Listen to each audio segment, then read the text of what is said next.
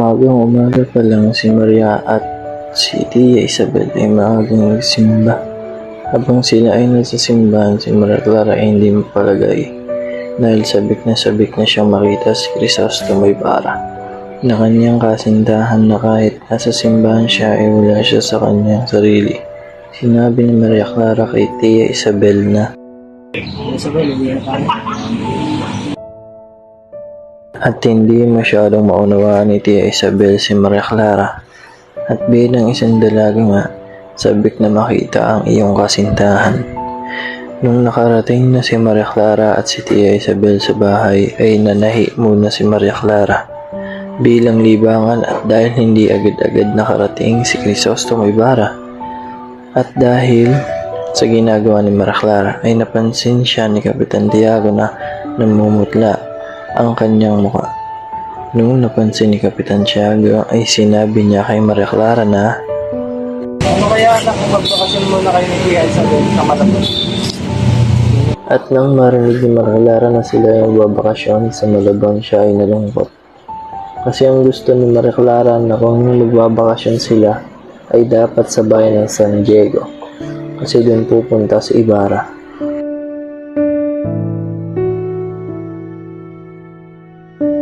Wala na kasing pigil ang paghintay ng Maria Clara.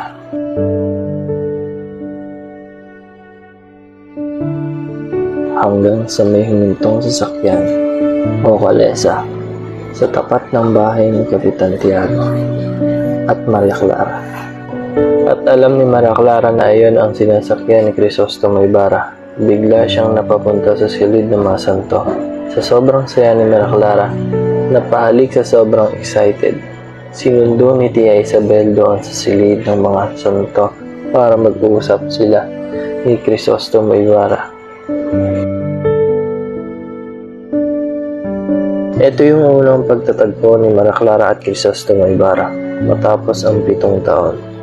At nag-usap si Maria Clara at Crisostomo Ibarra sa azotea. Sila ay nagsusuyuan. Sabi ni Maria Clara at Crisostomo Ibarra, Maaari ba akong maaari ba lang hindi ba't sumumpa akong kahit aking mamahalin at dudulutan ng kaligayahan sa ngalan ng aking ina?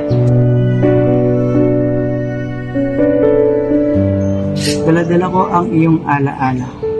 Paano kita malilimutan? Kung sa dako roon dako riyan, ay ikaw ang aking nagugunita. si Crisostomo Ibarra ay may inilabas na alaala para kay Maria Clara na dala-dala niya sa Europa. At mayroon ding inilabas na alaala si Maria Clara.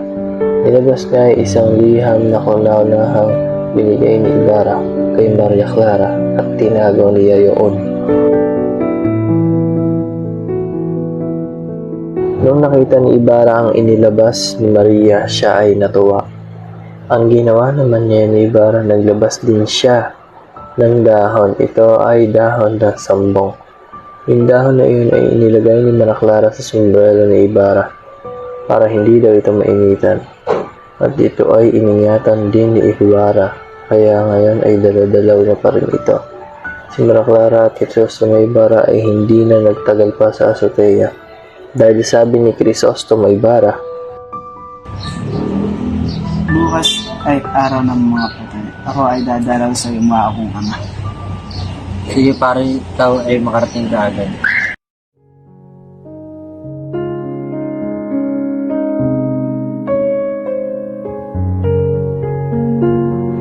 pero sa loob-loob ni Maria Clara ay malungkot siya dahil ang minamahal niya ay saglit lang sila nakapag-usap. At si Maria Clara ay umiiyak nung nakita ni Kapitan Tiago na kanyang ama-amahan na si Maria Clara ay umiiyak. Sabi ni Kapitan Tiago, Anak, magsindi ka ng 2 kandila. yung unang kandila ay para sa poon ng San Roque at yung pangalawa naman ay para sa poong San Rafael.